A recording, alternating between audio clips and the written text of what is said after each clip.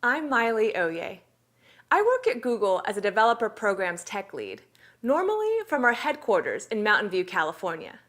But today, I'm at home in San Francisco to talk about the 5 most common mistakes I find in SEO.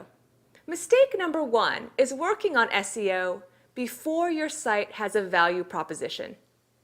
Ask yourself, why would a user choose my site in search results? Let's say you have a site that promotes your offline business, like a local bike repair shop. What differentiates your business from your competitors? Are you a nonprofit organization? Or perhaps you offer free estimates, a free demo, or you're the oldest independent dealer in the city? Or if you're an e-commerce site, what separates your site from the others? Do you have lower prices, free shipping, great customer service, or better product descriptions? Starting with a value proposition simplifies SEO.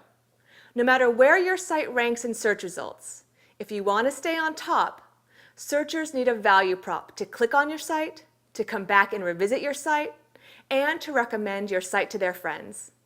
Start with a value prop and then focus on a quality user experience. Let's move to mistake number 2.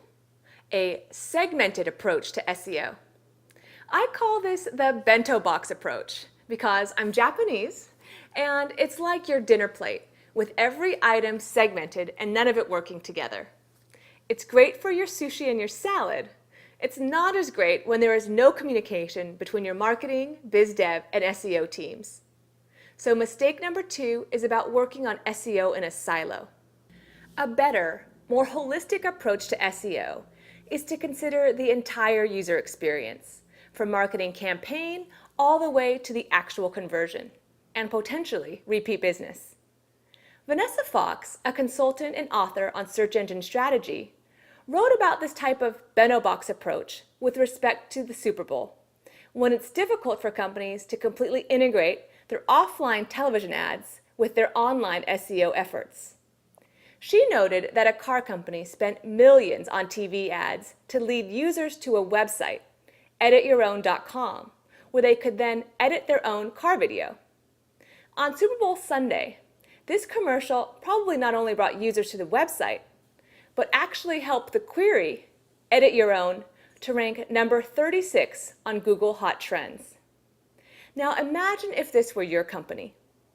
As the SEO, you can't just focus on your regular keywords that you do every day, but you also need to integrate marketing campaigns and optimize for the words, edit your own.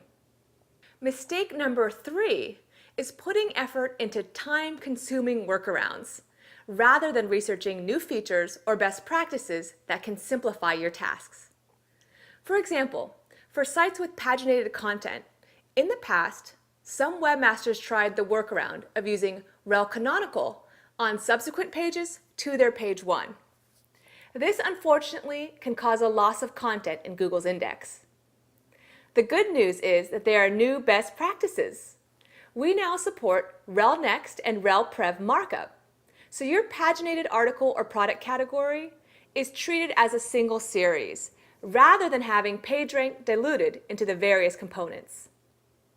Also in the past, to have several new or updated pages crawled as quickly as possible, webmasters might have performed the lengthy task of updating their sitemap with the new URLs, then uploading the new sitemap file, and then submitting it to Google.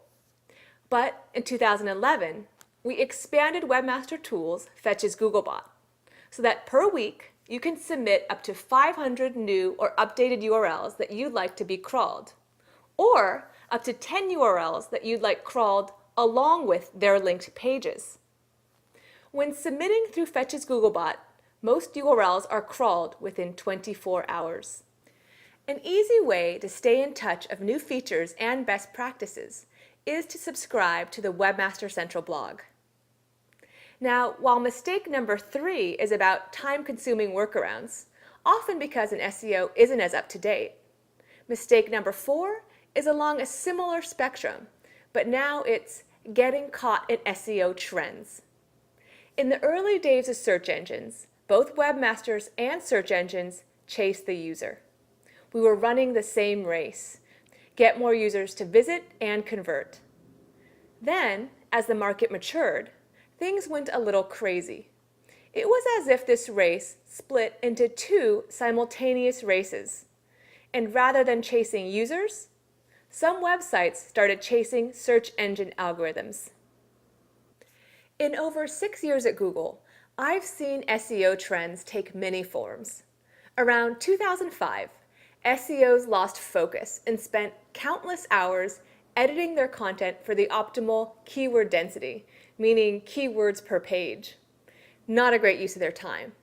Instead, they could have better spent their time making their content readable, compelling, and informative. I'm sure you have a long list of tasks for your site. Try to avoid the SEO trends and instead prioritize the tasks that will bring lasting value. Finally, this brings us to mistake number 5, slow iteration. At Google, we've been known to say that the main constant in SEO is that it's constantly evolving. The faster your team is able to iterate, the better. A good recipe is to 1, define metrics for success. Then 2, implement improvements. Next, measure the impact, and then create new improvements. And then last, prioritize those improvements based on the market and your team's personnel. And then, of course, repeat. The advantage to having an agile SEO cycle is quite clear. In 2009, we launched Rich Snippets, recipe or event sites that could iterate quickly and implement the proper markup could now show much more appealing search results. The same was true of video sites that were able to quickly create and submit video sitemaps. Again, those who were agile could get the benefits. Those are the 5 most common SEO mistakes that I find. But now let's cover good practices in SEO. First, do something cool. Have a value proposition that separates you from your competitors. Second, include relevant keywords in your copy. There's no need to think about keyword density, but make sure your content includes the keywords people actually search for. 3, be smart about your tags, title tags and meta description tags, and your site architecture. 4, sign up for email forwarding in Webmaster Tools. This allows important messages from Google, such as notifications for crawl issues, to be forwarded directly to the inbox you check regularly, whether that's your work account inbox, Yahoo, or Gmail.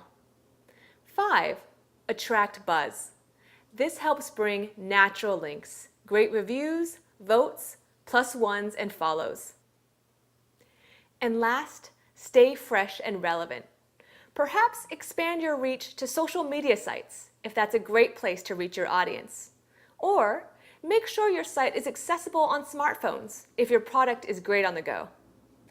I hope this video helps you avoid the common SEO mistakes and instead focus on the good practices that can bring lasting, positive benefit. Thanks for watching.